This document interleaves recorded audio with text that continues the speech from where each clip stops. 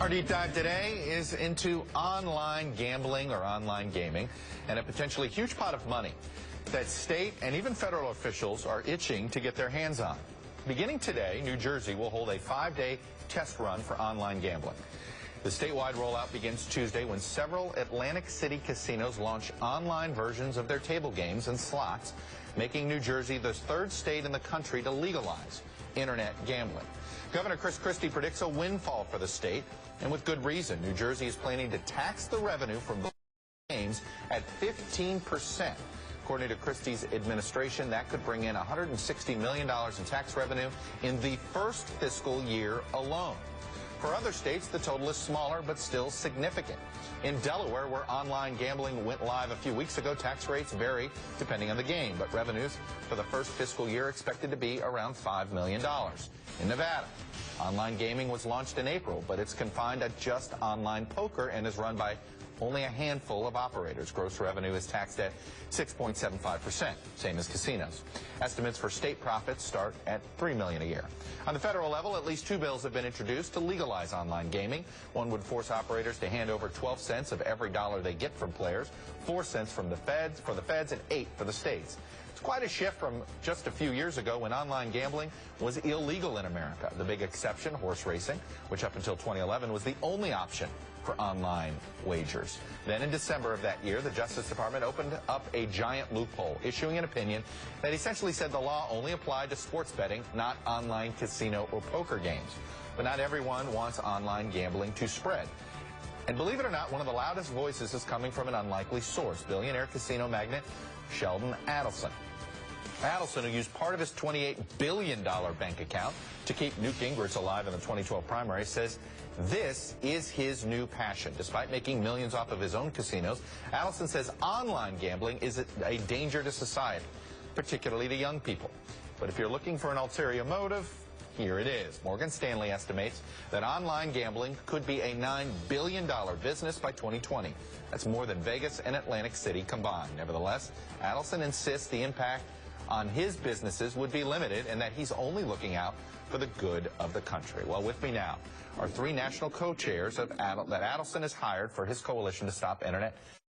They're exclusively here, our former Arkansas Democratic Senator Blanche Lincoln, former New York Governor George Pataki, and former Denver Mayor Wellington Webb.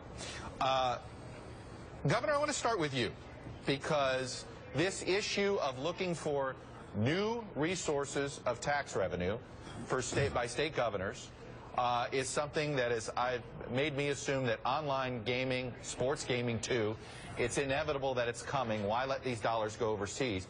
If you were a governor, why wouldn't you be in favor of expanding online gaming? Chuck, I'll tell you, I think this is one of the worst ideas I've seen in some time. First of all, to raise revenue by having people lose money, in my opinion, isn't the right thing for America or any state to do. So why do you support a lottery? Why do I support a lottery? We had a lottery when I became governor. It was a pre-existing operation, and it's done fine, but I don't think it's a very good idea, and I don't think this is a good idea. And by the way, a lottery, you buy a ticket, you see if you win or not. Internet gambling, we have no way to control the flow of money. We have no way to decide whether or not this is legitimate gambling, whether this is kids, or whether this is terrorist operations laundering money so that they can have a semi-legitimate source. So law enforcement has grave concerns. Parents have grave concerns. I share those concerns. Senator Lincoln, again, I guess I just look at it. We have horse race. You know, we have gambling on horse races. I grew up in Florida. We had Jai Alai. You know, it seems as if, what's the difference here? Online gambling, you can gamble legally on horse races, but you can't on poker, or you can't on blackjack, or you can't on roulette. What's the difference? Well, I think what the governor is talking about is absolutely right. The biggest problem we have is that, you know, there's a big difference between walking into casino, going to a horse race, and walking around with a casino in your pocket 24/7. And when you're talking about what states gain, we also have to look and see, what do families lose? What does the economy lose? The kind of debt that's increased. It's so unbelievably quick when you get onto these online gaming things. People can lose money without even knowing that they have made a commitment, and it's a tremendous amount of money. And what it means to our children. I did a child internet safety bill when I was in the Senate. We have to be careful. The internet can bring some tremendous advantages to our children, but it can also be very, very, very dangerous. And this is a dangerous aspect. We're calling for a timeout. This law was changed or readdressed by the Justice Department in 2011, 2 days before Christmas, with no input from the public or the Congress. Well, I guess, but Mr. Mayor, and you know, out west particularly, there's been expansion of casinos all around, and opponents have the same argument that you guys have on the internet. But I guess is sort of like, why is it okay to expand gambling physically, casinos on the Indian reservations, things like that? But why is it not okay to do it on the internet? I mean, I guess Chuck, it just seems like a distinction without a difference. Well, I think it does have a major difference, is that interstate gambling through the internet, one is you can't control it. It's hard to enforce. I think you're bringing casinos into a person's pocket.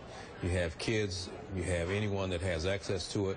Those that are most vulnerable are those that are going to suffer that have any kind of a gambling addiction. At least for those in Colorado, for example, we have 3 mountain towns that individuals go to, because we voted to limit the amount of gaming we're going to have in our state. But you have to go there. There are people that work there. There are employees. Between tourism and entertainment and gaming, there's a sense of purpose when you go there. This way, you don't have to leave your family room, or you don't have to leave your bedroom. You can be gambling on your iPhone, or your kids can grab your iPhone. And I'm sure some parents have already had that problem of kids grabbing the iPhone, doing a lot of things on that iPhone they shouldn't be doing. Now we're going to have them doing interstate gambling on the internet. Governor, why should we believe that Adelson's motives are anything other than fear of losing Las Vegas as a destination? Well, take a look at what New Jersey's doing. There, the casinos are benefiting enormously because they're sharing in the revenue. There's no reason why he couldn't get involved in this internet gambling if he chose to. But he shares, I do, that this is destructive of families. It can't be controlled properly. It's going to hurt jobs. And there's a big difference between having a destination where you make a conscious decision to go and coming home half-loaded 1 o'clock in the morning with your iPhone and saying, hey, I'm broke. Why don't I put the rent money on 27? That's not a good idea, and Mr. Adelson understands that's a terrible idea.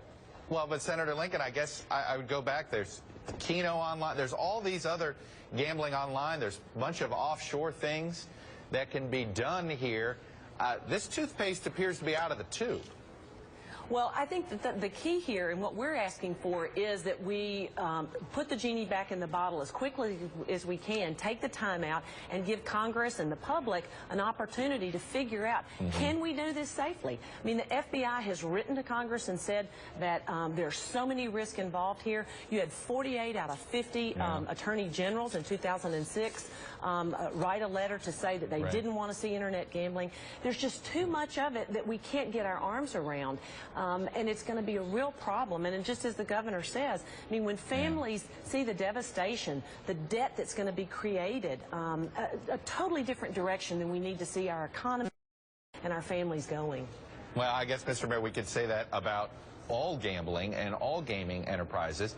But what about the tax? What about all this money that's going offshore right now? Well, shouldn't that be brought in to the United States? Well, let me say this, that you have to have some limits. We can't believe in a philosophy that anything goes, everything is available, that everything can't be for sale. I believe that we do need to have some limits, that we have to have limits, and those limits also say that in this case there needs to be a timeout. We need to push back on the expansion of internet gambling. We need to stop it before it becomes a national epidemic, and we need to do it now.